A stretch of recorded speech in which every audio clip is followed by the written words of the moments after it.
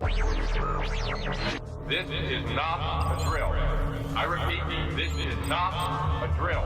Do not be afraid. We are now in control of what you hear. 1, 2, 3, testing. A journey to the far reaches of knowledge and the unknown. I can't believe I just saw that. From aliens to angels, conspiracies to cover-ups. One soul and preeminent power. From extraterrestrials to exposing the truth. I'll try and explain as much as I can. You're listening to Planet X. You're listening to Planet X. Planet X.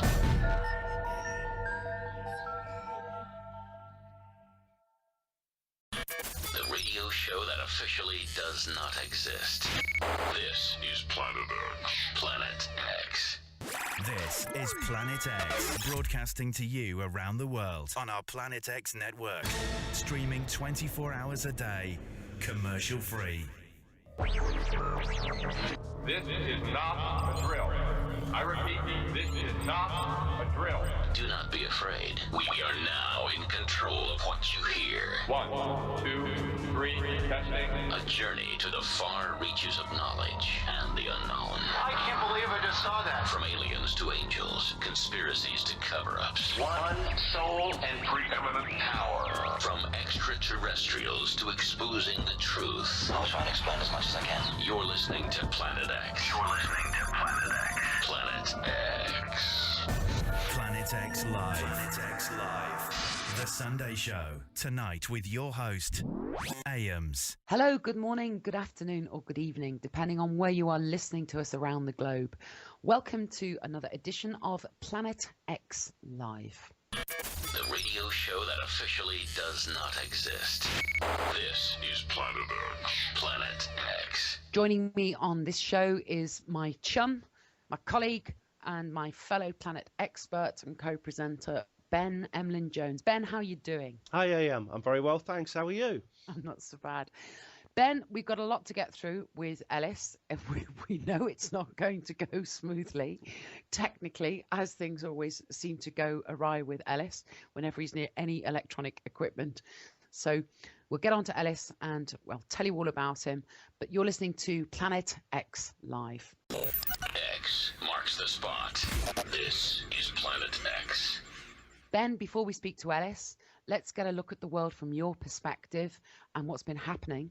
Ben, what's been getting at your goat lately, mate? What's been going on? Well, we've just come out of Christmas, and I'm sure everyone is lamenting the departure of Christmas 2013. Not me. No, not everybody, but everyone. A lot of people enjoy Christmas. However, the residents of Hammersmith and Fulham in London may not be lamenting Christmas 2013 because they may not have had much festive spirit to begin with, and that's because the council actually sent out a flyer to all its tenants who live in a council accommodation, warning them not to overindulge at Christmas, to make sure they can pay their rent. And it's they call it a Christmas card, and they sent it out to these people, and it's actually got a picture of a glass of water, and there's a pill going into it, like maybe an indigestion pill or something.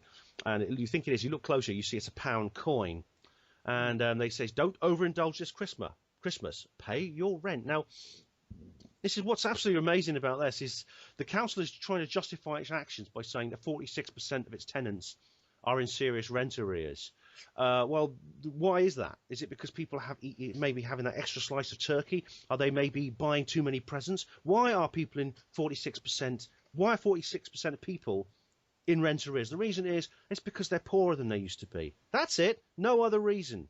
No, but the ignorance and contempt that seems to come out of these institutions, and we've seen it many, many times before, where they blame unemployed people for the problems we're facing. Vulnerable people all the time, isn't it? It's like, if only these unemployed people go out and get a job, all these thousands of jobs, these vacancies out there, no one seems to want, I mean, anyone could get a job anytime they like. It's only because they're lazy.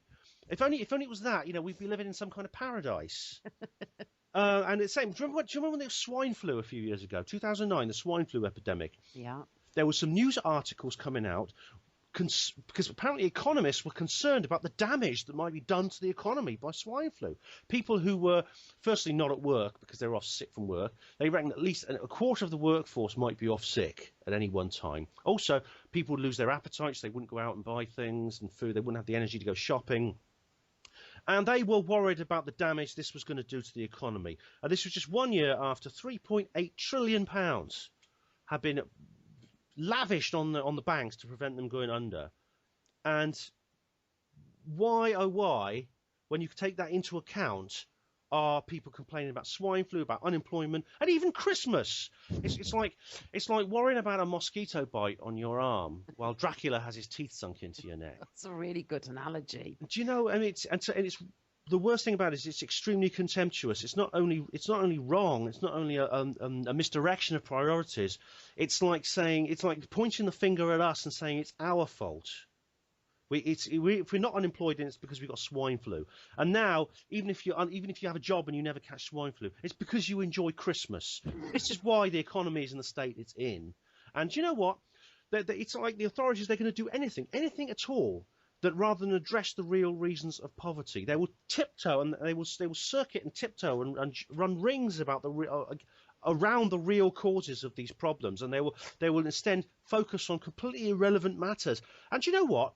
There are 182,000 people living in the borough of Hammersmith and Fulham, okay? And a large proportion of those are going to be council tenants. How much money do you think it costs to distribute this so-called Christmas card? This toxic little flyer they were sending people. Probably a large number of rent payments were spent simply sending that damn thing out to people. And really, it just shows how desperate they are. And all I can say is Ebenezer Scrooge is alive and well. Oh, Ben, that's just brilliant. It's absolutely hitting it right on the head, mate. Right. Without any further ado, Ben, let's get on to speaking to our guest, Ellis Taylor, and you're listening to Planet X Live. This is Planet X. To everyone at the NSA, CIA, MI5 and GCHQ, we'd just like to say thanks for listening. Ellis Taylor works as a writer, hypnotherapist, tarot practitioner, researcher of occult crime, healer, and is a maverick numerologist. He's the creator of a modern-day approach to this subject, which he himself has actually called numerosymbology. Ellis was born in Bridgetown, Western Australia in 1952, and from the age of 3, he moved with his family to the UK, where he grew up around Oxford. His lifelong encounters and interactions with other worlds, described as interdimensional and interworld reaction, inform and colour everything that he does. For many decades, Ellis has tried to bring a genuine and sympathetic understanding of the messages and knowledge that lies beyond this physical dimension, this seen physical reality, from the countless other dimensions all around us, which he has actually experienced and accessed, having a very strong psychic ability since his childhood. Ellis has given talks in England, Ireland, Wales and Australia, and has been interviewed on several TV and radio stations across the world, as well as being written about in newspapers and magazines too. He has been described as a shaman for the modern world, which I think is a very good description. Ellis Taylor, welcome to the show. How are you, mate? Hello, mate. Nice to speak to you. I'm good, thanks. Do you know what? The sun's come out. It's been absolutely cloudy as anything, howling gales, lashing rain, and just now you've come on and the sun's come out. Ellis, isn't that nice? That's a gorgeous energy. I'm wondering what it is, actually. I'm not even going to begin to mention the problems that we've had, A, in the past, and B, today, trying to record. What is it with any sort of interview or recording or electronic communication? Now, we've known each other for many years, you and I know you've known Ben a few years as well, which is great. Yeah. But come on, Ellis, this isn't coincidence. It's happened far too many times. What do you think happens? Tell the listeners, first of all, just how many times you have had these incredible problems electronically, etc., when it comes to recording you. I haven't counted them, to be honest, but I would say nearly all of them. Certainly, yeah, a lot. It's just- That's as far as I can go. But What's yeah, your theory? What's your theory about why it happens? well, it could be a variety of reasons, couldn't it, mate? But that many times over that many years. I mean, we lost an Yeah, entire 2-hour interview with you with Maria Wheatley, the amazing Maria Wheatley, yeah, and the great Liz yeah, Dasty a few weeks back, and it just literally disappeared. It couldn't be found. It couldn't be retrieved. There was yeah, bits of it, but there was just chunks of it, just completely lost. yeah, Um, yeah. if you got an idea that you're some sort of like high energy based conduit that just crackles energy around, because it keeps happening. There are people who've suggested that's what it is to Do you me. blow kettles up a lot, Ellis? Is that one of the things that when you go near electrical equipment, like Not kettles. They're my friend. No, but I definitely have. I have with other electrical equipment, no end of different things. and that you I- know when you were young, before you worked out you had this psychic insight and ability, and I really do want you to tell us about that, because it's an amazing thing that kind of occurred to you in your life. You thought everybody else had this ability, but did things happen to you that your mum might have realised or your parents might have seen with anything around you that was what we would describe, which I think is a bit Jurassic now, but is paranormal, interdimensional? Did anyone else notice this about you as you were growing up? There were a number of strange things happen when I was growing up. Yeah. One of the things was that I could always find anything that anybody lost Tell us and go, about that. How does that work? 'Cause go I kn- straight to it. I know about psychometry, etc. But would people start to come up with you with requests and so on? Yeah, yeah. Tell yeah. us about that. My mum, very especially when I was little. Well, no, they'd just be searching around for things, and I'd ask what they're looking for. They'd tell me, and I'd go and get it. my, Very, my, very, my very mum used to- enterprising of you as a child. All these skills. my mum used to think that I'd hidden them. Said I always thought it was you'd actually hidden them, but I knew that you couldn't have. But yeah. Isn't that funny, honestly? I think, Yeah, and then various things happened actually when I was growing up where where I could have easily kind of not been ill, had died, So that kind of stuff happened quite a lot, but things happened to save me from almost sort of imminent death. So and you don't say that flippantly, because that really has happened, hasn't it? yeah, oh yeah, Mm-mm. yeah, and that's been something that's happened frequently in my life anyway. But it happened quite a lot when I was very small too. So tell us, you were born in Bridgetown, which is in Western Yeah. Australia. Yeah. How old were you before you moved? Was it from the age of 3 you moved to the UK? I wasn't actually quite 3. Yeah. I was like 2.5 or something like that. Yeah. And then, Where we came over by boat to the UK. and is your, My dad's a Pom and my mum's an Australian, and my dad couldn't get any work out in Australia at the time. So, well, he could, but not the work he wanted. yeah, So he decided that we'd all come back here. yeah. So we came here and we lived in Oxford, very close to that stone circle I was telling you about in the last interview. Which we lost. So tell us about that again, because that was incredible. Even Maria Wheatley knew about this. It's a shame we couldn't get Maria on today to talk about this, because Well, Maria's Wheatley work with yours was fascinating. Yeah, she didn't know about it.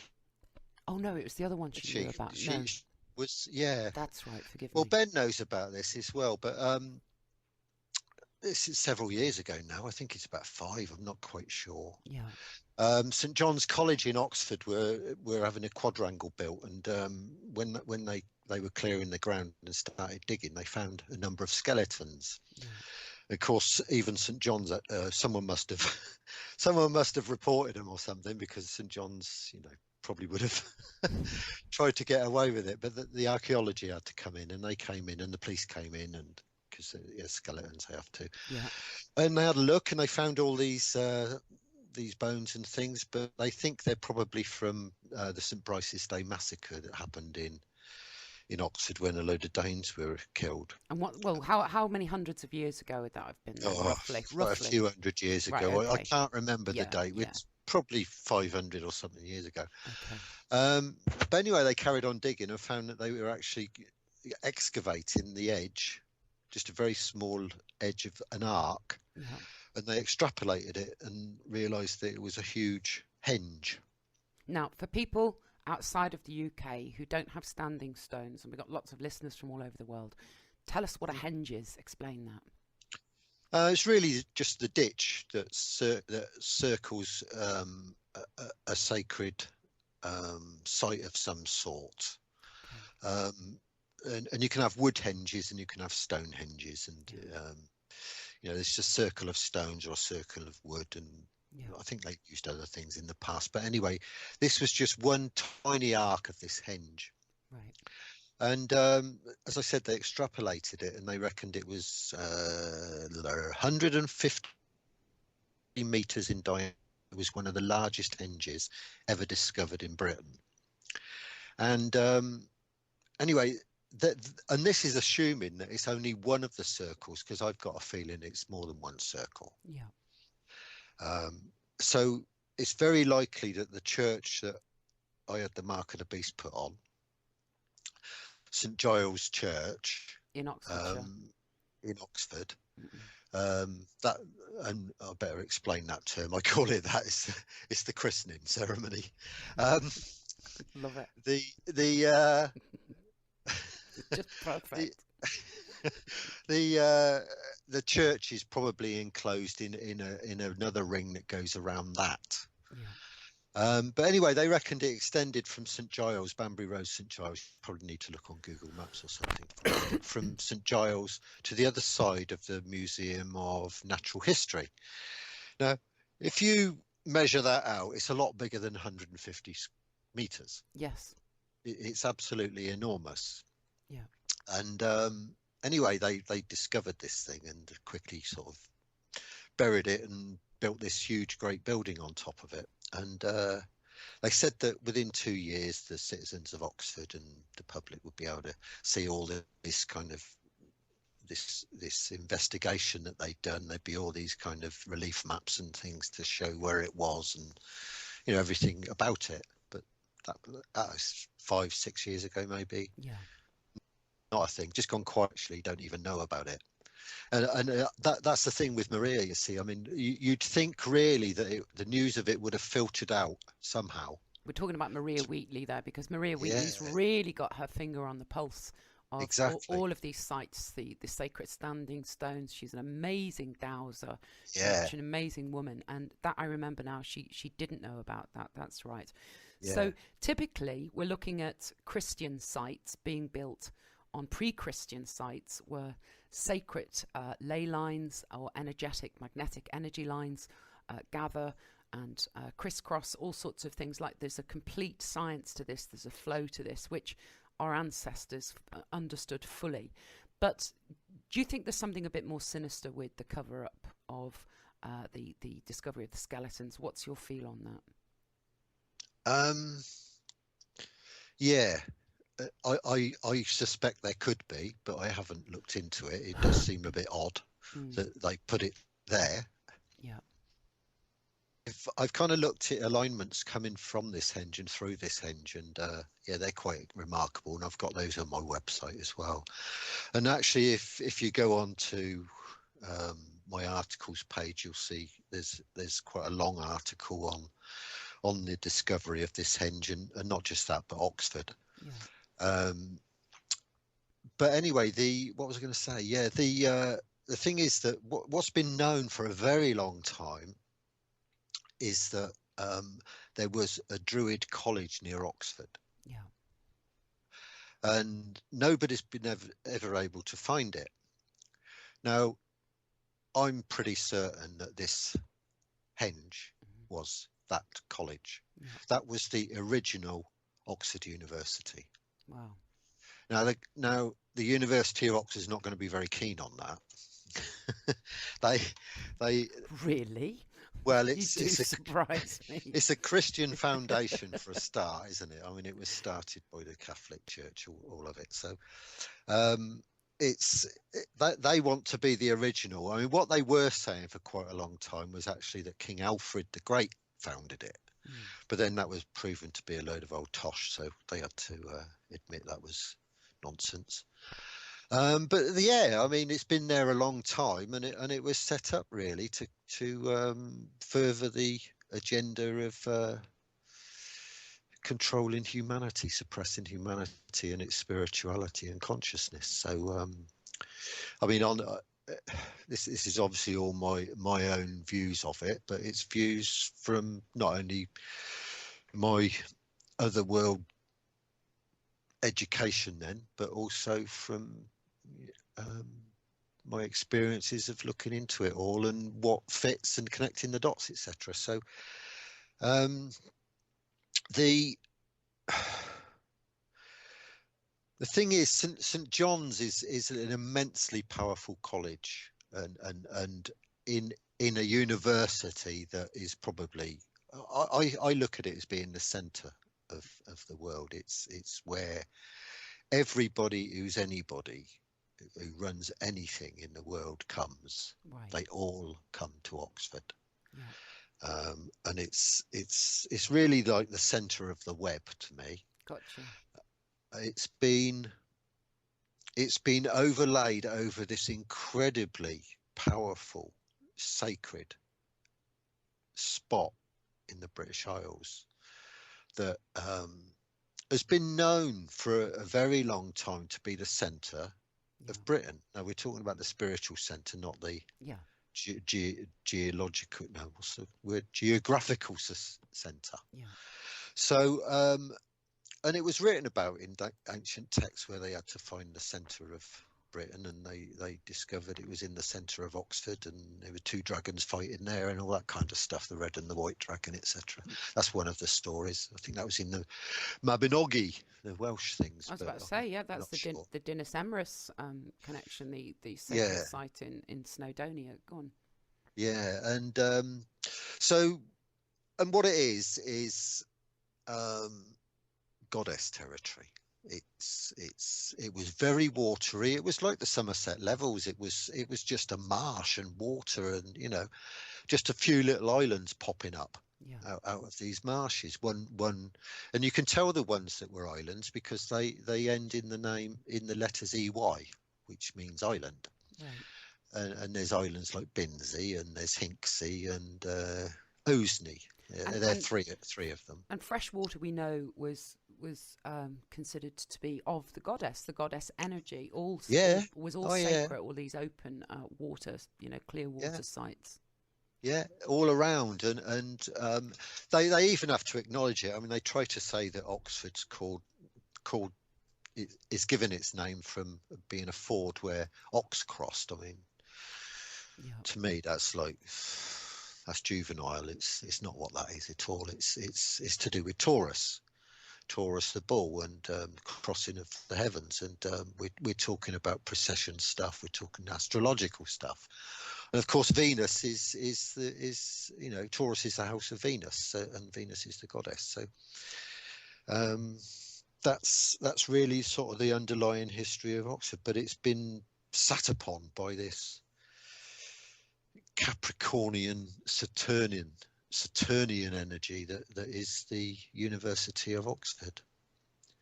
So anyway, that's a long story, and probably well, it's a fascinating story. I mean, that's for donkeys. That's just one aspect of your observations, of your research, because again, you work very intuitively, because you do have this very well developed right brain psychic ability, which quite a lot of us know you for having. So your approach to things isn't just a left brain research, just tons and tons of information. You really do, you consider the whole thing. And it's interesting that we're coming back yet again to this as above, so below, the astrological landscape of the skies being reflected on the physical landscape. We see that countless examples of that throughout the entire world, So again, the ancients, our ancestors, they were constantly making these references to the heavens, from the macrocosm to the microcosm. But You also study numerology. You've had incredible experiences, which I want to talk about as an experiencer with UFOs, with aliens, with interdimensional beings. Let's call them what we will. But you were one of the people, or the person, really. I should correct myself. That really got Mary Rodwell, the great Australian researcher, on the path to doing all the work that she has done in collating just countless witness experiences and what's happened to them. Tell us about how you met Mary Rodwell. Let's have a think. It was back in 1996. Because you've toed and froed between the UK and Australia a great deal. Yeah. I was living in Australia then. I was living in Perth, and I woke up one morning and went to the loo, and the date is like etched in my memory as well. And I've got a shocking memory, but this one stayed there. It was the 13th of April in 1996, a Saturday morning at 7 o'clock. I got up and went to the loo, and when I came back and got into bed, my partner threw back the covers and said, "What's that all over your body?" And I had a look, and I had these fingerprints on my right forearm. I had some kind of real strange thing going on my left shoulder, and a face plus circles and all sorts of other things. And what it was, it was kind of, my skin was completely smooth. There was no kind of impression mark or indentation or anything like that you get from sheets or anything like that. It was just completely smooth, and it seemed to be formed by the blood being sucked up to the surface. My partner said, "What's all that all over your body?"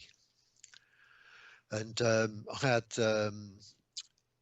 these finger marks, very odd configurated finger marks, I have to say, on my right forearm, and a strange pattern of something on my left shoulder, and a face drawn on my body, on my chest, and circles, and also it looked like I'd been burnt, like all over my body, with like I've had some kind of sunburn or something. I mean, since then people have thought it might be radiation burning, which of course it could be, but it was that sort of thing. So she rushed and got her camera and photographed the marks, and but she was absolutely terrified. I mean, it really kind of frightened her. So we didn't really know what to do, and then well, a couple of weeks before that, I'd actually remembered this UFO sighting I'd had, and I thought to myself, shall I report this? And so I looked in the phone book to see if there was a UFO report in place in Perth, and there was. So I thought, oh yeah, I'll do that. But I never did, but I'd done that. So when she was really frightened, I couldn't think who I could talk to. I knew it wasn't a good idea to go talking to doctors or anything immediately, because of the reaction you can get that there's something wrong with you mentally or something. I don't know how they extrapolate that, but they do. And so I thought, well, there's got to be somebody who's interested. It was obviously, a paranormal thing. Yeah. But who could I talk to about it? And somebody who could sort of put her mind at rest, because she was very upset by it.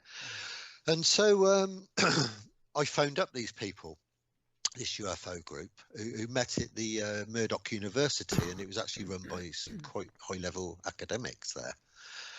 And the guy I spoke to said, I told him about it, and he said, "Oh, don't worry, it'll only happen this once." And Did he say that with conviction? I mean, as though it was almost like that's what he believed from his research, and what he'd learned through being involved in this organisation. He's a nice chap, but he said that, and of course I passed that on to my partner, and and he said, "Look, I told him about the photographs. We'd taken the photographs." He said, "Oh, we've got a meeting on Friday." He said, "Would you bring the photographs down?" So I said, "Yeah, okay." So come the Friday, I went down to this university lot, hoping to find somebody there who my partner could talk to. That was really why I went. Yeah. And there wasn't really anybody there who could help. But I was talking to one of the guys, a guy called Simon Harvey Wilson, who was actually he was an academic, nice chap, but very serious sort of a guy. He wrote a lot of papers on the supernatural and consciousness and all that kind of stuff. Unfortunately, he's passed away a few years ago. But when I was talking to him, my right ear lobe started really itching, and I thought I'd been bitten by a mosquito, which is quite a common event in Australia. And I went back home and I said to my partner, have I been bitten by a mosquito? And she had a look, said no. And what had happened is that there was a slice down my earlobe, on the inside of my earlobe, and 5 dots down it that looked like some kind of stitching without thread. It's like welding in a way, I suppose. Now, the thing is, that morning, I felt like I wanted to meditate, so I'd gone into the room. It's about 11 o'clock in the morning, laid down. As soon as I laid down, I felt these hands on my shoulders. Something cold went around my ankles. I felt like a ball or something whizzing around inside my mouth really fast. And when I came to, it was a couple of it felt like I'd been run over by a truck. It took me ages to sort of come to my senses and stuff. I was wandering around. So I think whatever this operation occurred during that time. Like an operation. That's interesting. Yeah, well, then I thought back, and earlier that day I'd felt as if I'd like to meditate, so I laid down on the bed, and as soon as I laid down, I felt these hands go onto my shoulders, something cold wrapped around my ankles, and it felt like some kind of ball inside my mouth whizzing around really fast. And when I came to about 2 hours later, I felt like I'd been run over by a truck. I was really kind of groggy, and it took hours for me to come around. And I think that's probably when the operation occurred. Yeah, but anyway, getting back to the original question with Mary, that week as well, I'd got the photographs developed and taken them. I'd shown them to a friend, and she looked at them, and then she phoned later and said, I've got a friend who's very interested in the paranormal, and she'd love to see your photographs. Is there any chance she could? And I said, yeah, no worries. And so I went round to her house and met her friend and showed them to her and everything, and that friend was Mary Rodwell, and she was a counsellor already, and but she wasn't doing anything in working with anything to do with the paranormal or anything like that. It was traditional counselling. And she was very intrigued by it all, and from there on she decided that, because I told her all about my partner, and because that's one of the reasons I went as well, is because I knew she was a counsellor, and I thought, this is somebody come along who would be able to help my partner. So I spoke to her and said, yes, I'll come round, and I can chat with your partner and see if there's anything I can do. And so she turned up on the Saturday morning, which was the morning after I'd been to the university, and she saw the marks on my ear fresh, and because she's got a background in nursing, etc., she said it looks like microsurgery to me. So she went and started the CERN after that, the Australian Close Encounters Resource Network, I think it's called.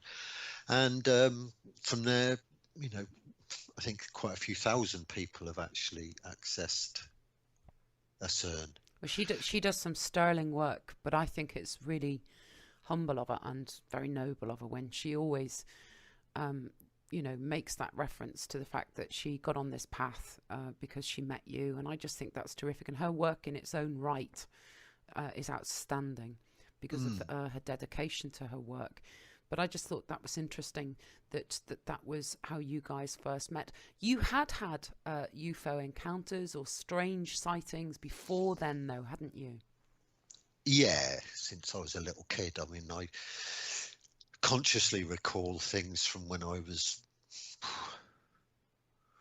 I would have. Well, I was in Australia, so it was before I was 2.5.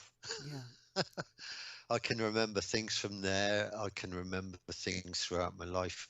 One weird one was when I was a kid in, I think it was about 1960-ish.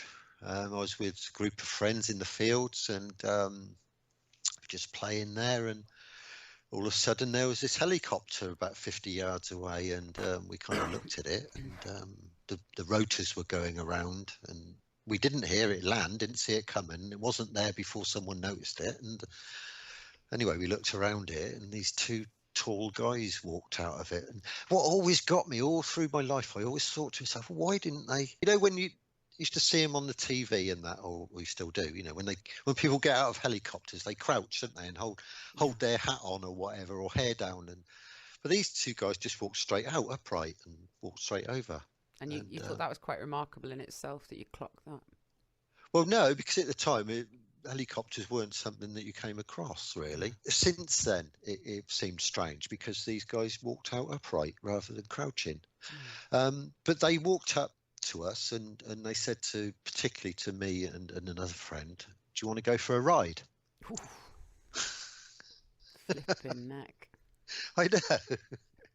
And that's the last thing we could remember. And do you know what's really odd as well is they said it in an American accent. I always remembered that as well, because a couple of weeks before we'd had some Americans from the American base at Upper Hayford come to the school and teach us how to play softball.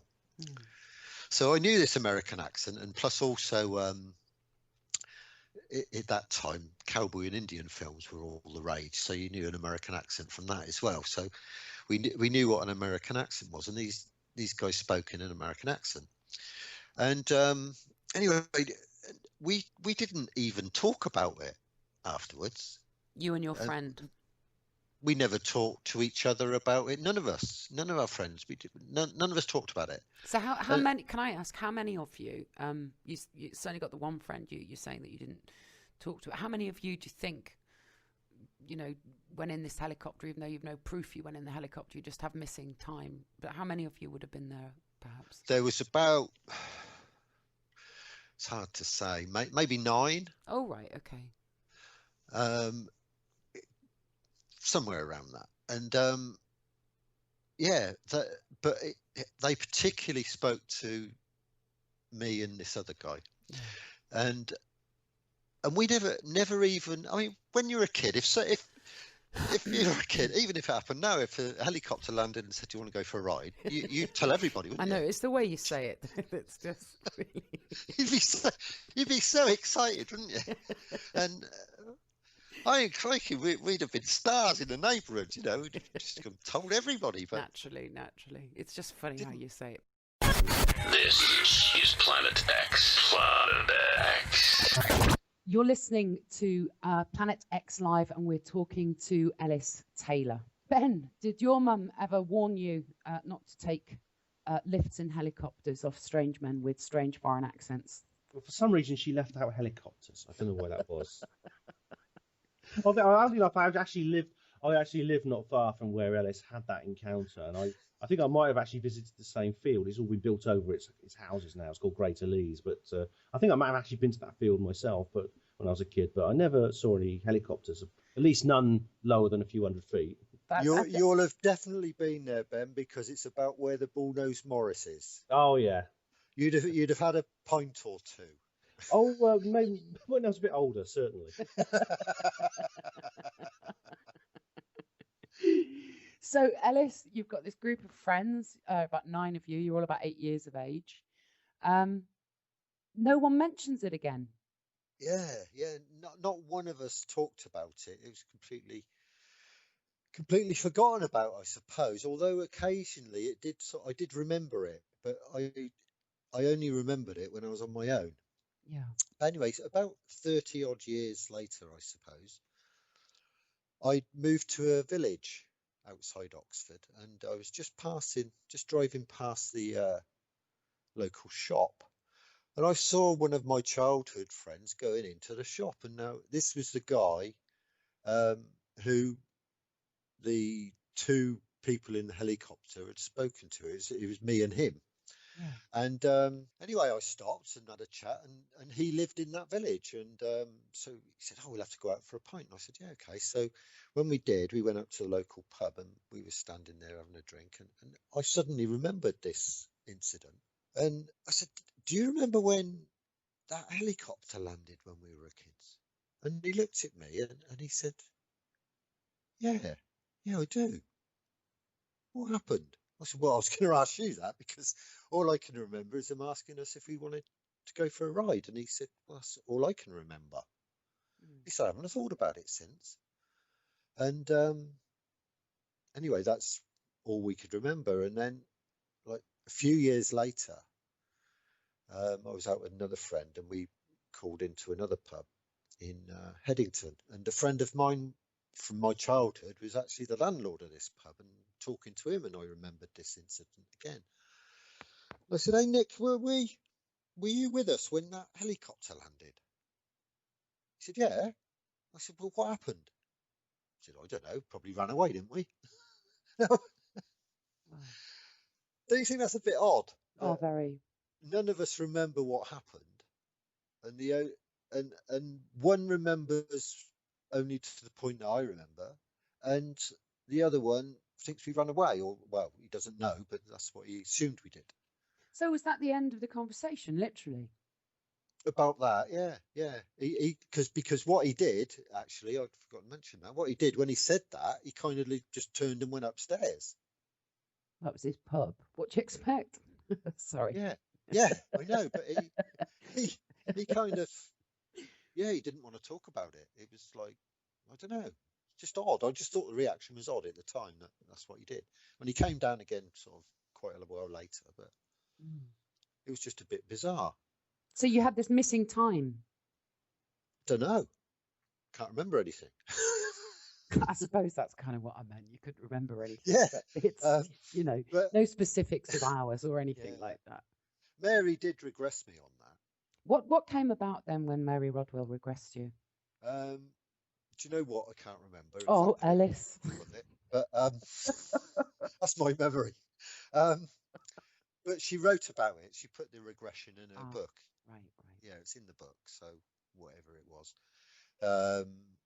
the regression. What came out of the regression was that it wasn't a helicopter, as we've all guessed, because you can't walk out of a helicopter without your hair blowing everywhere and hearing it and everything. So it was some kind of craft. Okay. And we were taken somewhere, but where I can't remember. I'd have to refer to the notes, as it were. But yeah, I wasn't expecting to talk about this, or I would have. But yeah, I can't remember. But that's as far as we got with that one. But we had loads of things happen, especially me and the guy who I lived in the same village as. I don't want to mention his name because it might be embarrassing to him. But Nick unfortunately passed away about 2-3 years ago, so that's okay to mention him. But yeah, we had, me and the other chap, we had lots of different things happen. In fact, a lot of the kids who I grew up with had paranormal experiences. Some of them of their own, some of them when we were all together, and some of us when like the two of us were together. So I grew up kind of just taking it as a normal part of life because all my mates were having the same things happen to them. So it wasn't something that you felt you needed to keep quiet about. Yeah. And my mum was very open to all this stuff, and of course strange things had happened anyway. So it was just, yeah. I mean, she didn't make a big song and dance about things because it was just a normal part of life to her as well, to be honest. So yeah, I mean, I was very fortunate because to a lot of people, they have to, they have to live in a world of their own with it, and it can be very disturbing. But yeah. So what else happened with the other guy that you said you wouldn't mention his name in the village that still lives there now? We used to see ghosts and all sorts of things because we used to go to bed. The kid you sort of sent to bed. Yeah. Used to go to bed, shin down the drain pipe, and go off fishing or something or whatever. And one particular night we went off fishing down a place called Sanford, and at the time there was an old watermill there. It's been turned into flats and apartments now, but it's right next to a pub called the King's Arms. Yeah. And when we got there, we were just going across this little bridge over the tributary there, the mill stream, and we saw this guy in full suit of armour, just standing there looking out of one of the windows at us. So we about turned a bit sharpish and pedalled like heck back home again. But yeah, that used to belong to the Knights Templars, that place, I found out in recent years. Oh, that's interesting. Yeah, and then another occasion we were all out when it would have been near bonfire night, because we were building a bonfire, and all of a sudden this loud, like massive loud noise came just above our heads and like really crackled. It was like it was aimed at us. It was like a really strange boomy sort of a noise, but right just above us. And there was nothing there. It was just this noise right above us, and I remember we all legged it from that one. But we used to sort of regularly see ghosts and things like that around. And another time later on in life, I was with that chap again, and we were doing the Ouija board, which I don't recommend anybody does, to be honest. In fact, I was advised against it. But we were doing the Ouija board, and the glass just kind of lifted up in the air and smashed down on the table. And then later on, he was at another friend's house, and he was doing the Ouija board again, and something strange happened. I think the glass actually lifted off the table and smashed against the wall. And he legged it home, and he said that when he got up in the morning, his dad said, "What were you up to last night?" He said, "Banging and crashing all those doors around." And he said he hadn't. He said he'd just gone to bed. But apparently he'd woken up his parents, door banging to and fro and stuff. So all of that kind of stuff, that with those, but that's kind of demonic stuff. That, but when you're young and you're not really kind of very, what should we say, intelligent about it, you can quite easily get yourself in problems. But we were young and naive and silly, and that wasn't something we should have been doing, because we weren't protecting ourselves or anything. We were just doing it. And both of us are obviously open to all sorts of experiences going on. So yeah. Now you describe these other worlds, these dimensions, these other frequencies as other worlds. This is your grown up, much more worldly now understanding of what it was and is around us, all of us. Tell us about how that began to occur to you, that there were different frequencies, there were different realities, literally existing side by side, but in different frames. What came about for you to start to get on the path of understanding that, and that you could somehow have this ability to very efficiently see into or communicate with these other dimensions, these other worlds as you describe them? Well, that's a difficult one to say when it started or anything, because I just remember several instances happen. And I don't always remember things that happen to me, unfortunately, unless I've written them down or told somebody and they remind me. But I've very often in my life had different realities going on in the same one, if you understand what I mean. It's like there's something else happening in the same room that I'm in.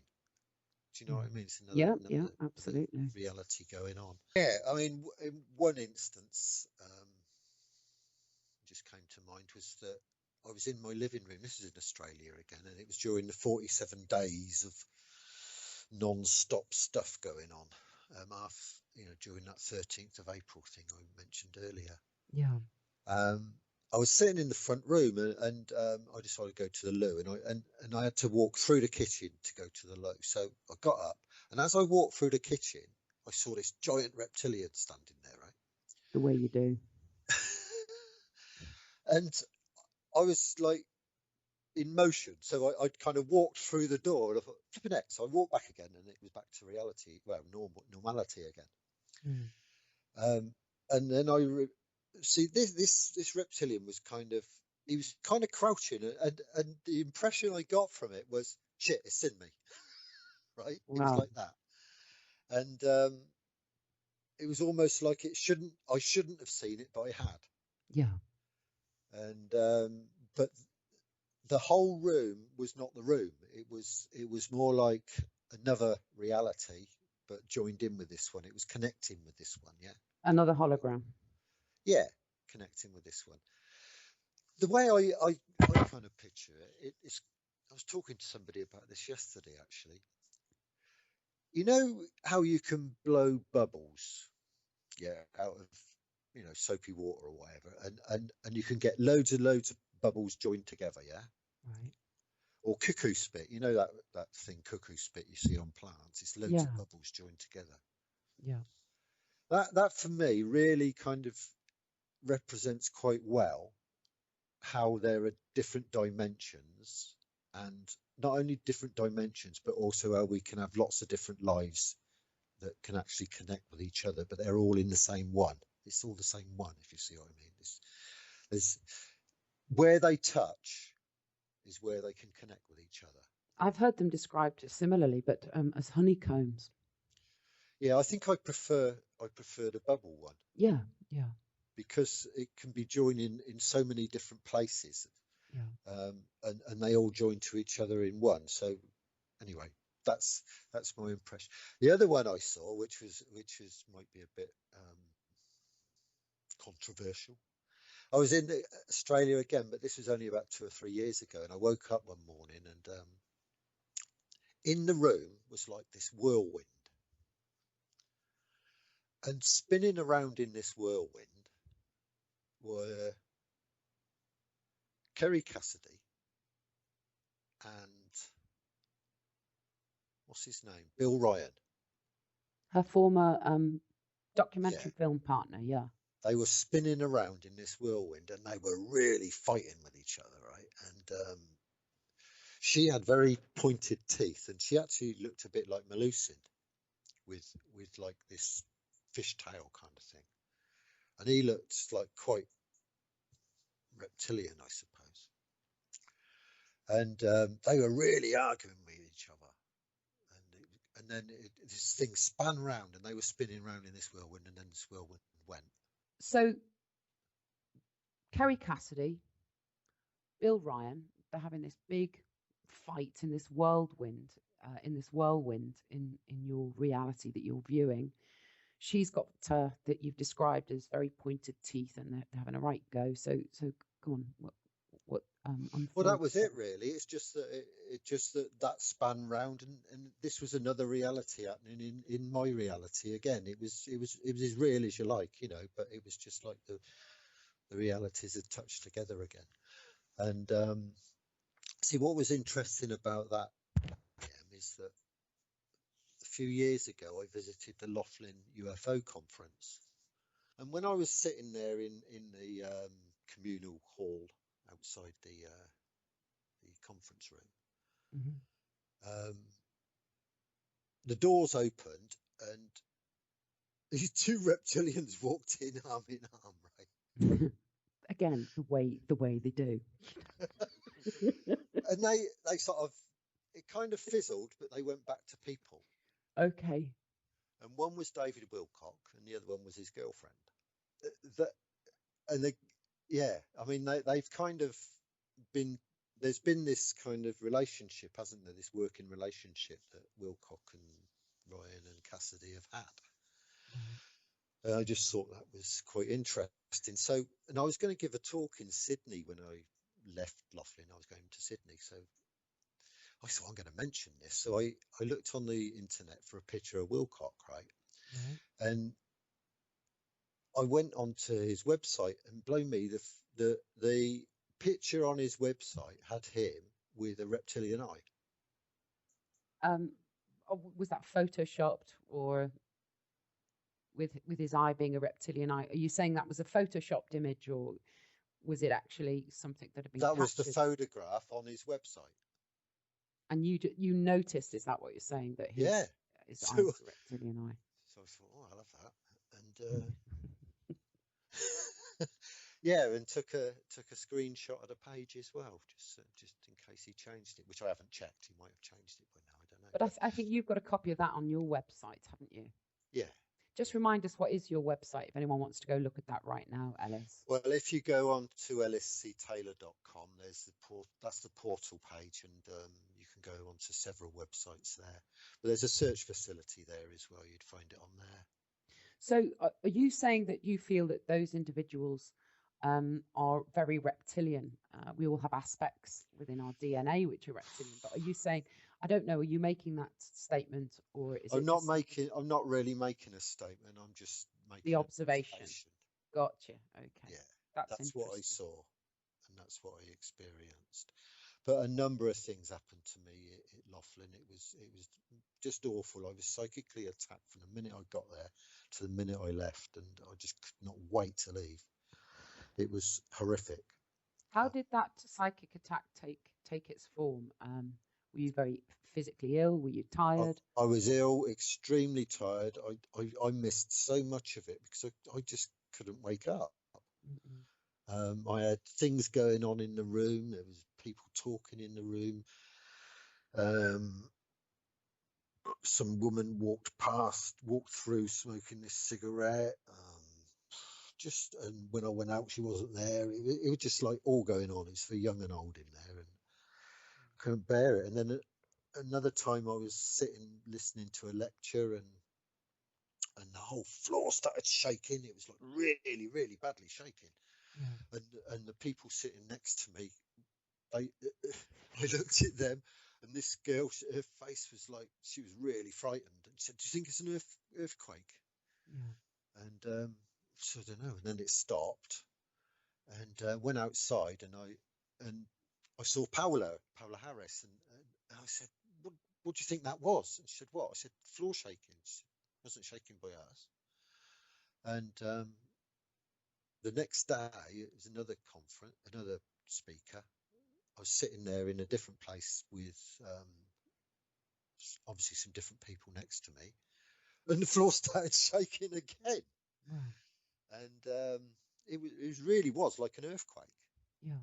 And they noticed it, but the people who I'd been sitting with the previous day were kind of a few sort of seats away, and just happened to catch their eye. And I said, "Can you feel that?" He said, "What?" I said, "It's floor shaking." They said, "No." So it was something happening around me, but yeah, no end of things happened there, mate. It was just horrible.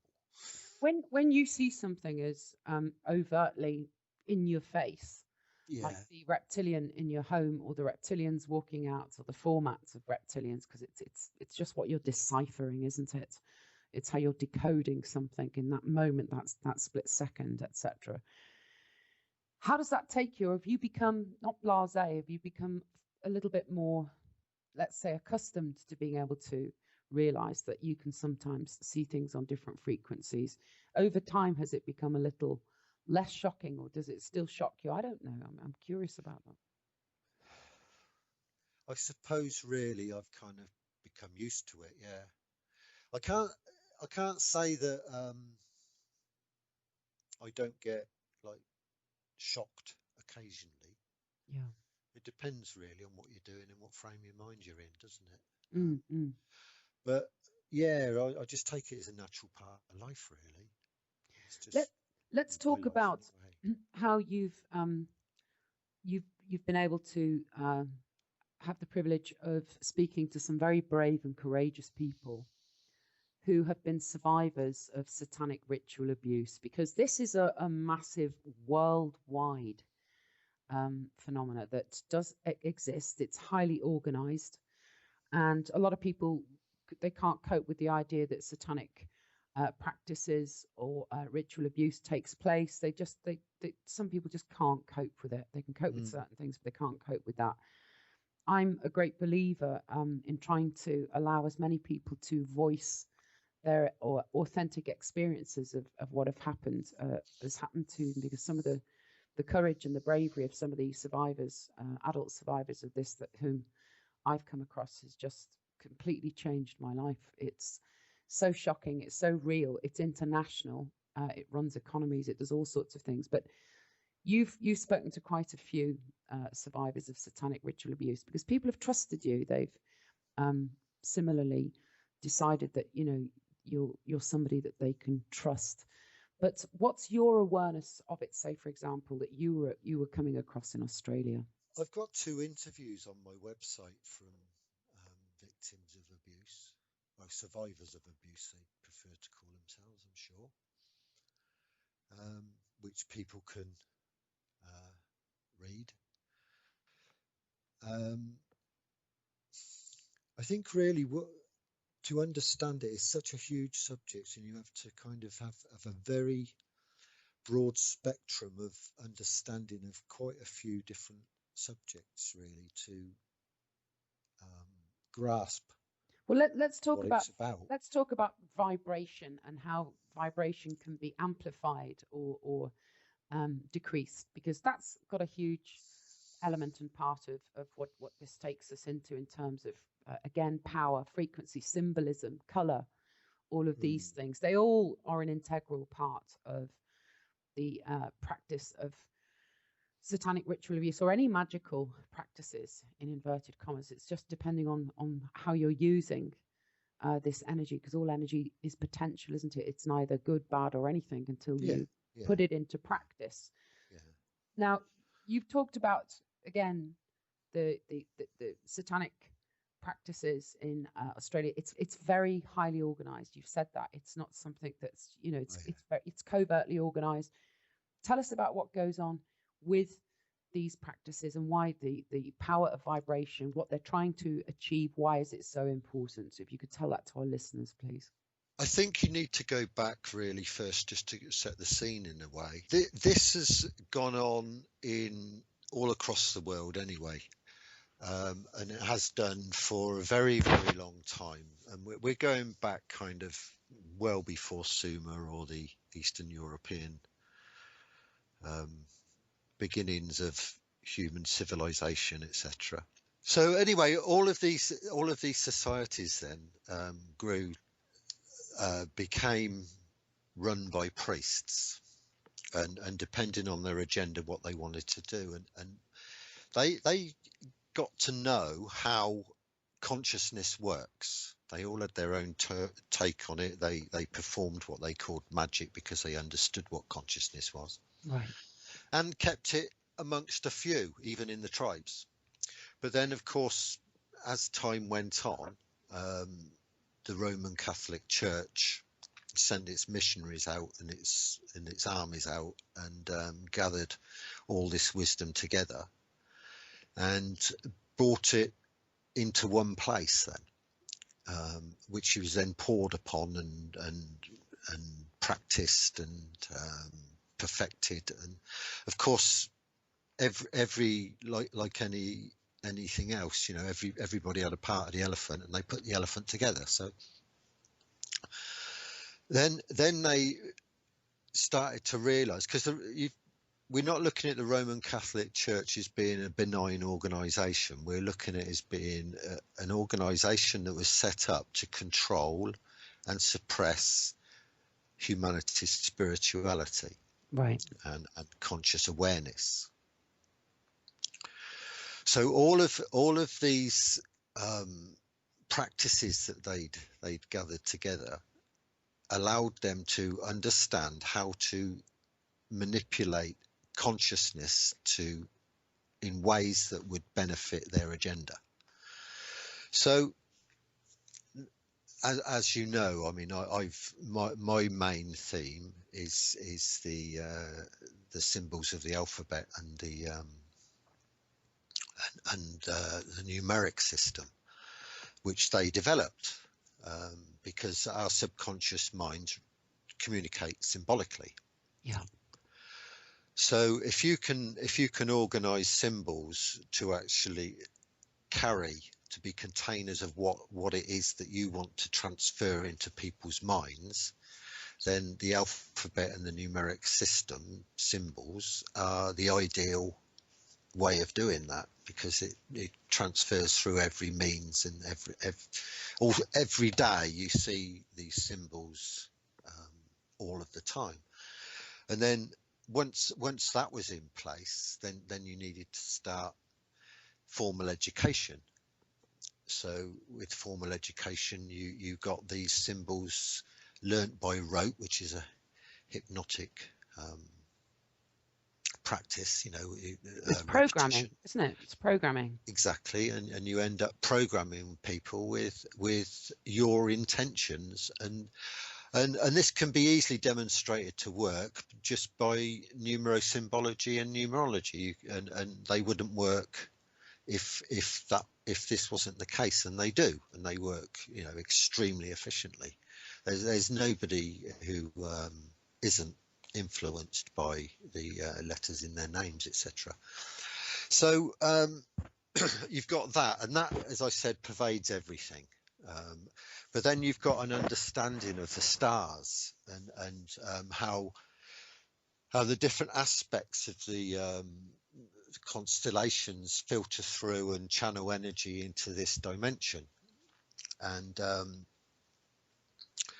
so therefore you have things like festival days during certain periods when a certain energy is being broadcast by the sun or other stars or whatever, into this dimension at that time.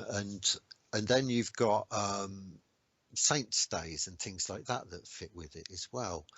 And then to make it even trickier, the calendar is run by the same symbols, isn't it? So and what you do is you make the calendar out of step with nature. So the New Year's Day falls on some dodgy day that's got nothing to do with the natural rhythms of this planet. And so everybody puts all their energy into that by going out and celebrating and whoop and like really sort of putting tons of energy into this false moment in Earth time, and that again sort of follows through the year to actually channel into everything that's done during that year. So really it's all about, it's not just working with our consciousness, it's also realigning it. Because a lot of these times, through my research and experience, are portal times that actually where you can transfer from other realms into this one. Then right.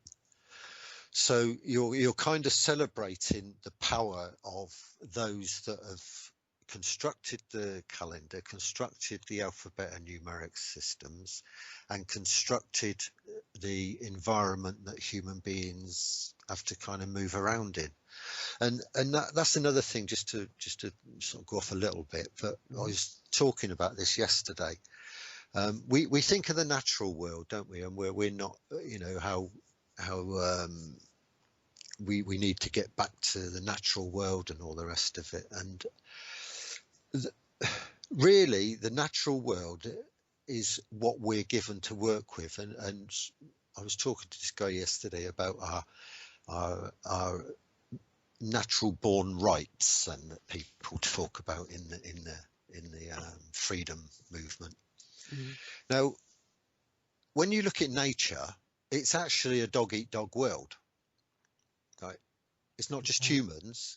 The whole of nature is about, you've got to kill to survive. Right. That's everywhere in nature. But then what we're given is like a scenery. We're given air, we're given water, we're given land, those sorts of things. We're given fire. Those things there are really what nature is about, and they're kind of they're just forgetting about our manipulation of them or whatever, but really they're ambivalent. They're just kind of there for us to use. But then everything else that comes out of that is fighting for space and fighting for survival. Right. So you've got a world that is actually one of attrition in a lot of ways as well. So what survives is what's been able to kind of fight its way to hold its territory, if you see what I mean. And that's everything. That's from plants, it's from, you know, every creature. You can even talk about, if at another level, you can talk about rock and, you know, how that sort of gradually wears away as well. But that's why the shamanic cultures of all the various stripes do celebrate the elements, because the elements are the real kind of pure background to everything else that goes on here. And then you've got the people like the Cathars who say that the demiurge is the lord of this world, and I agree with that, because the demiurge to me is the darkness. And the darkness consists of two bodies, which is the creator. Not bodies is the wrong term, but you know what I mean. Yeah. The creator and the destroyer, because you cannot have creation without destruction. Mm-hmm. So it's forever going around in this cycle of destruction and creation, destruction and creation. So what the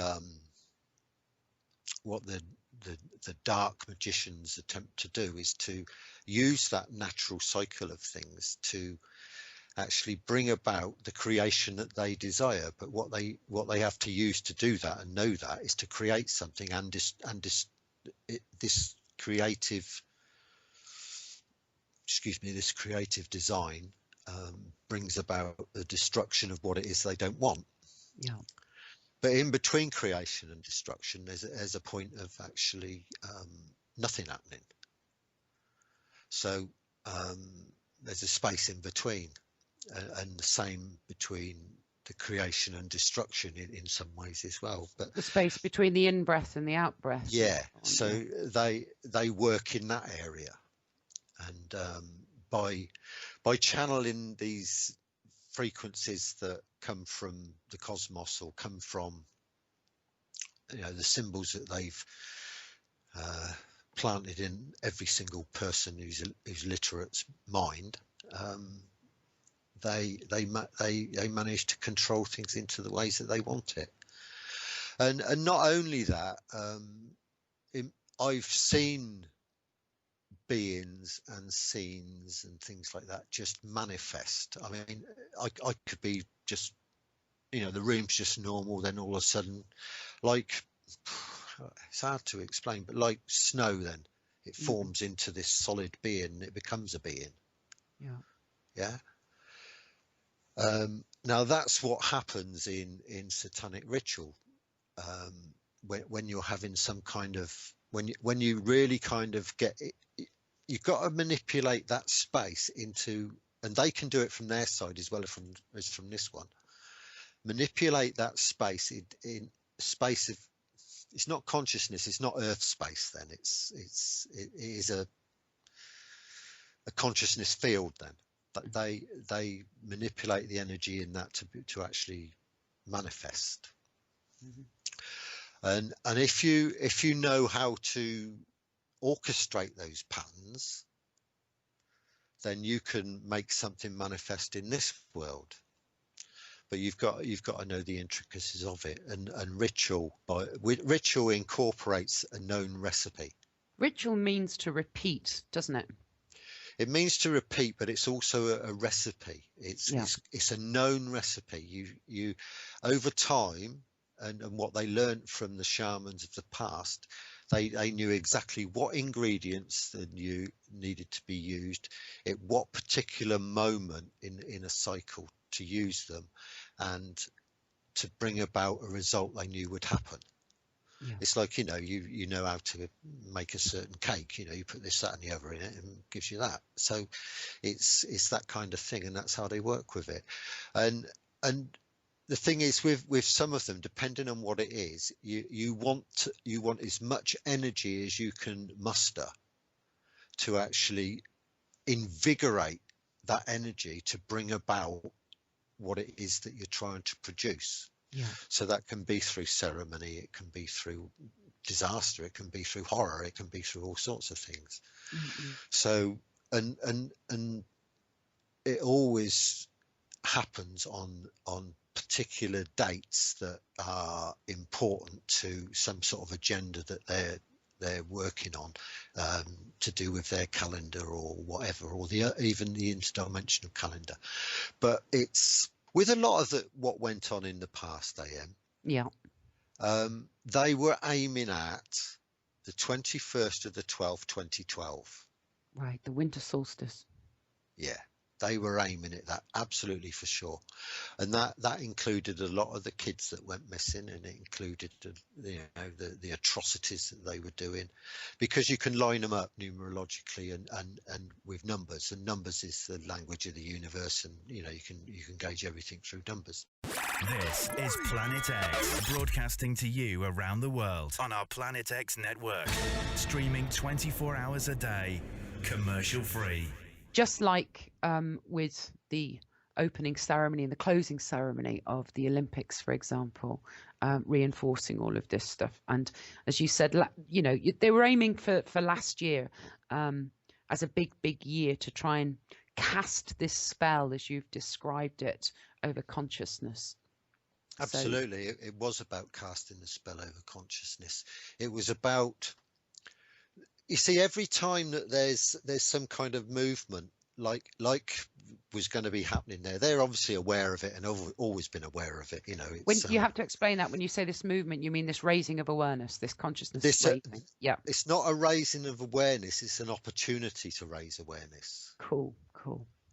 So they need to take command of that situation. If you kind of look at it as there's certain paths going to a certain point. So if you can take charge of all of those points, all of those paths to that point, and make all of those paths full of atrocity, horror, fear, all of those sorts of things. Yeah.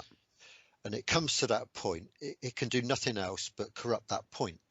Yeah. So you're just piling on all this negativity that actually comes to this focus. Therefore, if you can pile all this in there, you can change what can happen at that moment.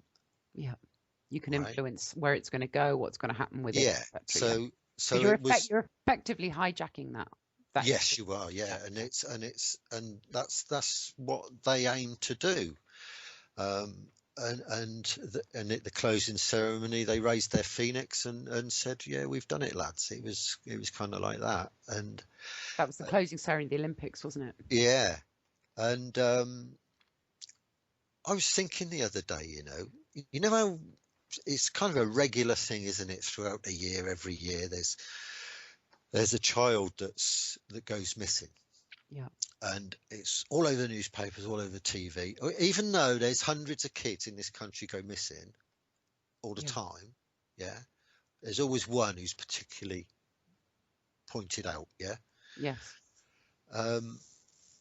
Now, the last one to go missing that I can think of was little April Jones from Machynlleth in North Wales.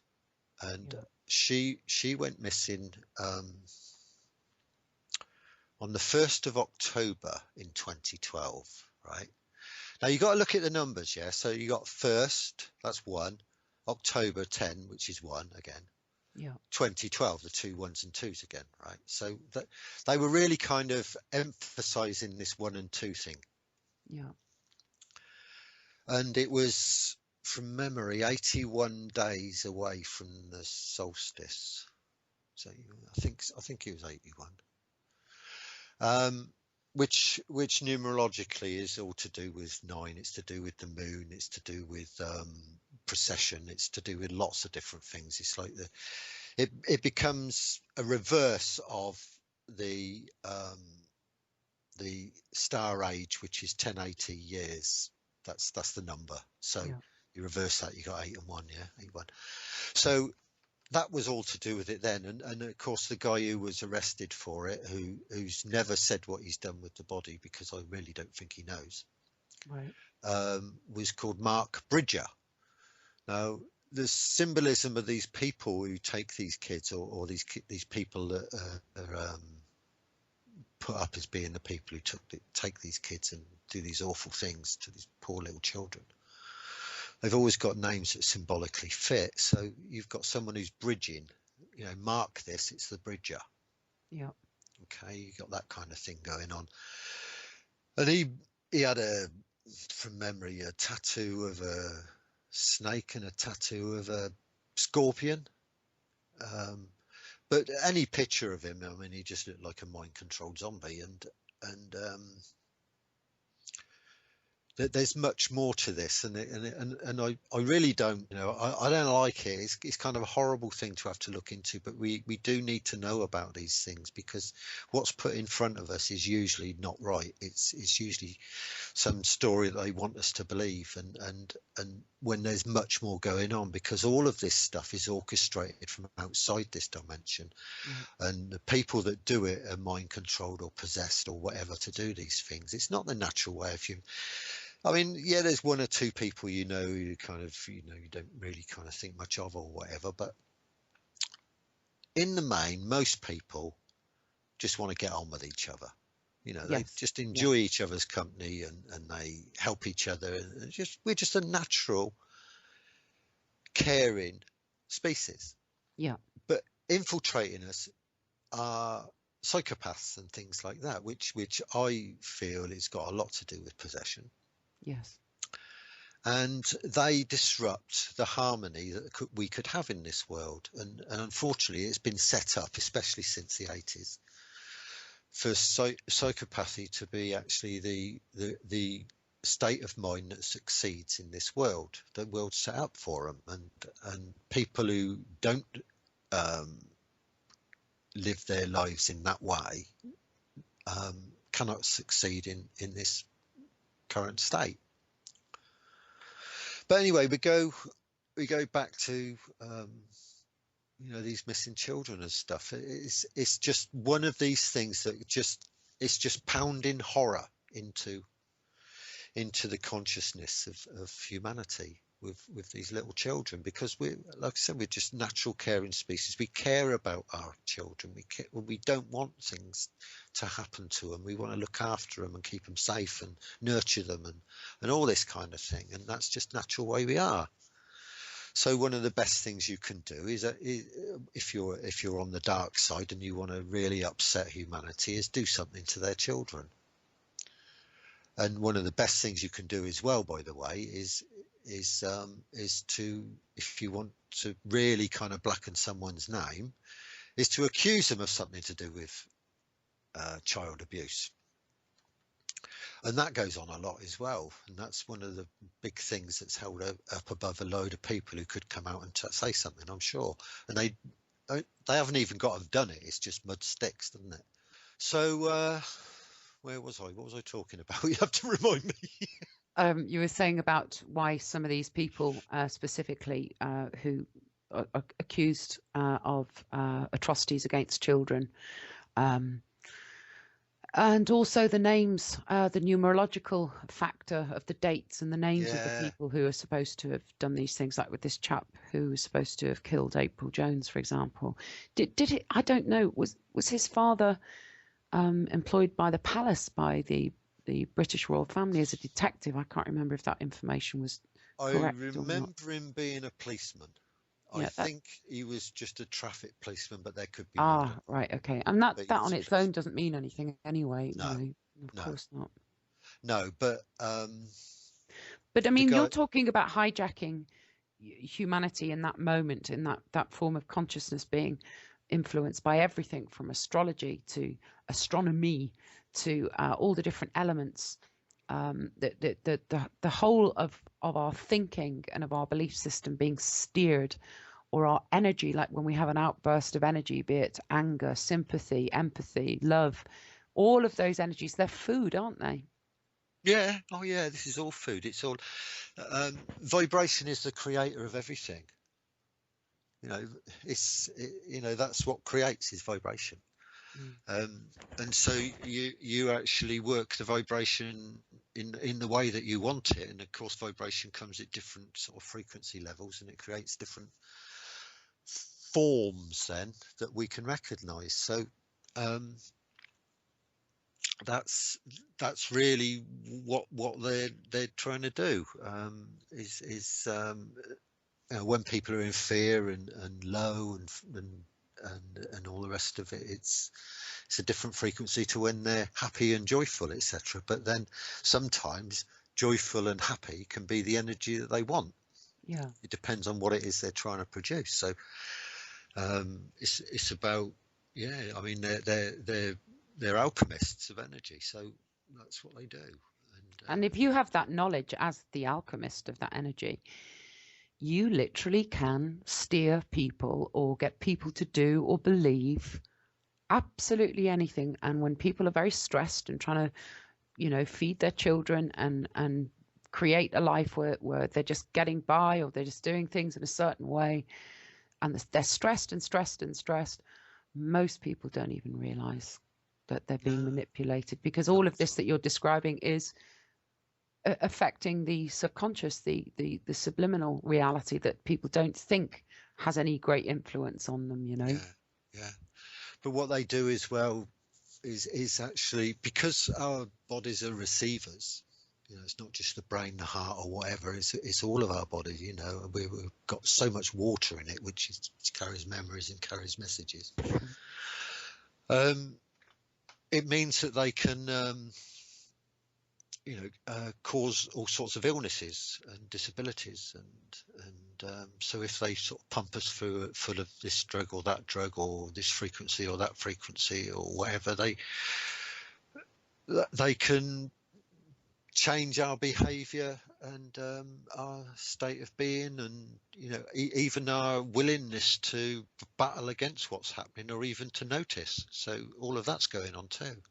So the covert, hidden Satanism that's going on, this is creating vibrational energy, is creating food as a source. That's a very crude description. For some of these people, we've described some of them as psychopaths. I'm not convinced they're all physically human anyway. I think there's more to it than that. They're just using those bodies as vehicles, other entities. We talked about demonic entities. They're literally pulling out these life forces, these what we're calling dark, let's say, life forces, to do their bidding, to do their work. And this is a very, very organized, very serious practice of alchemy, and not good alchemy in terms of our benefit as humanity. But it's going on worldwide, isn't it? Yeah. Oh yeah, absolutely.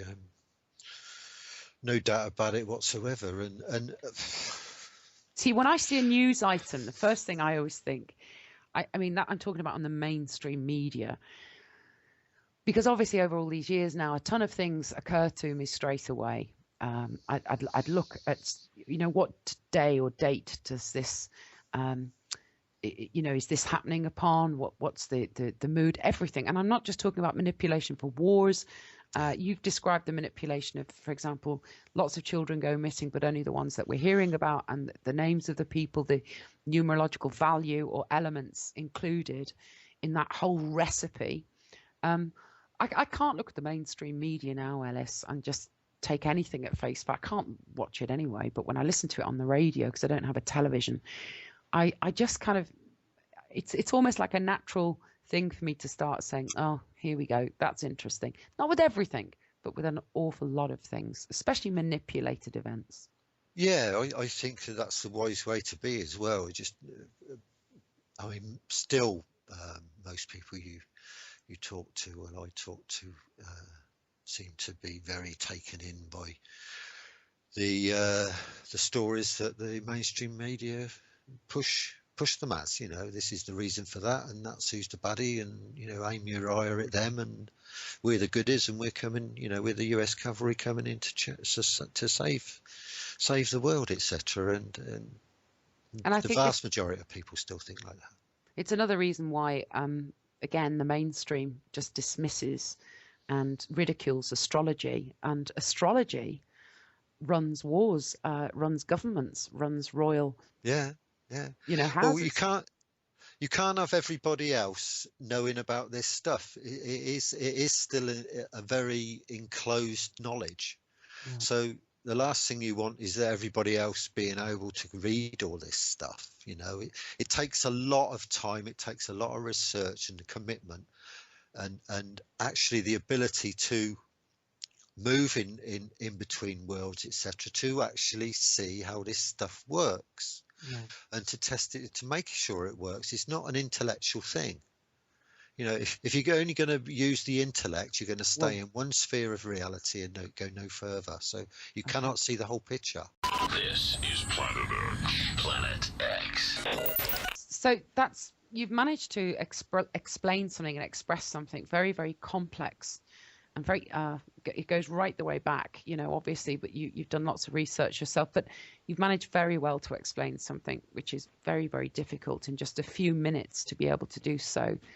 And I just think that's terrific. And Ben, just before we let Ellis go, just tell me what you think about this, because I know you've been a great friend also of Ellis, and you've studied his work a great deal as well. He really pulls it together, doesn't he? Very much so, yeah. I mean, Ellis is a close personal friend of mine, and I've also been following his work very closely, and I can actually confirm a lot of the things he's saying independently, because I've actually witnessed some of the strange material, some of the strange happenings that he has encountered, and also I've met other people who have had similar experiences in the local areas where Ellis has them. A good example, Ellis, you remember the aircraft you saw at Farmore Reservoir? Yeah. It was, and we all know, right, that sometimes people see strange things in the sky. They think they're UFOs, and it turns out they're a balloon or something. But the opposite is true too. Now, Ellis saw something. It looked like was it a small executive jet? It looked like, didn't it? It was a small aircraft, I suppose about I don't know aircraft, but a small passenger plane, like a Learjet or something. I don't know what a Learjet looks like. I'm sorry, It's yeah, a DC-10 type of thing from memory. A small passenger plane. Yeah. But DC-10's massive, but I'm not going to split hairs. But go on. Oh, is it? All right, I got the wrong one. It's okay, no worries. Okay. But was it moving and acting like a normal aircraft? It was just I was coming from Whitney one night, and as I drove towards Ensham, I saw this plane above Ensham, very low in the sky. And as I drove, it didn't move. And when I got to Ensham, which is a good 5 or 6 minutes, it was still there, sitting above Ensham. And when I got to it, I wound the window down and looked at it, and there was no sound, and it was just sitting there. And it wasn't very high. It was kind of like about 3 oak trees high, maybe a bit more than that, but not very high. And I couldn't believe it. And I kept driving, and I was looking in my wing mirror, and it was still there. And when I got to where I was going, I thought, damn, I had the camera. Why didn't I stop and take a photograph? But I didn't. But anyway, that's what happened. It's a strange thing, isn't it? But the really weird thing was this was after I read this book, right? I read the book, but I didn't show the book to anybody else at work at the hospital. But I was talking about UFOs with somebody without mentioning your name or the book, and this girl who's one of the cleaners at the hospital was in the room with me. Afterwards, after I finished talking, we went off. We went our separate ways. She came up to me later, and she told me a story about how she had had a UFO encounter. Now, she lived at Bewland Road in Headington, and she was explaining to me, she described this object she saw out of her bedroom window, and she observed it for at least half an hour.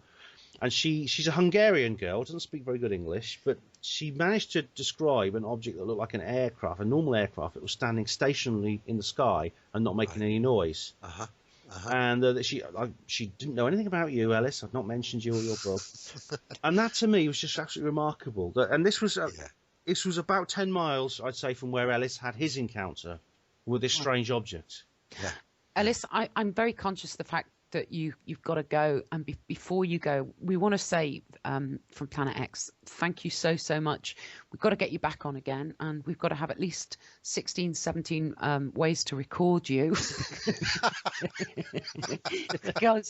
because listeners, it's guys, what's it been like trying to do this show? Oh, well, we could tell a whole story about this, couldn't we? Well, Nothing new. we've got a copy of the Oh, first. my AM, you've got a copy of the first 15 minutes. I've got the Oh. rest of it in little bits. It's gonna be just hair pulling. It's just. Well, at least you've got something compared to last time. Yeah. A, we don't know. We thought we had something last time, and then the whole thing. True. Anyway, yeah. this is it. But before you go, I want to say a massive thank you to you, because we both Oh, you're think the welcome. world of you. But Thank give us you. your website details, mate. We will get you back on again. Tell us about your books, the title of your books. How can people get hold of your work and get hold of you via your website, Ellis? Well, it's ellisctaylor.com. Don't go to Ellis Taylor, that's a solicitor. ellisctaylor.com. Oh, I bet there's been some prank phone calls, mate. Oh, yeah. You can imagine. And my books are Living in the Matrix, which is a numerology book. In These Signs Conquer, which is all about the signs and symbols in art and literature through history and the present day. And Dogged Days, which is about my personal experiences with other worlds. Ellis Taylor, thank you so much for joining us on Planet X Life. All the best to you, Ellis. Thanks, mate. Been a pleasure. Thank Cheers, you very Alex. much for asking. Cheers, Ben. Thanks for being on.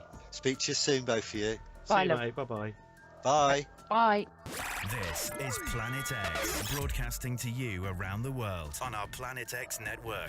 Streaming 24 hours a day, commercial free.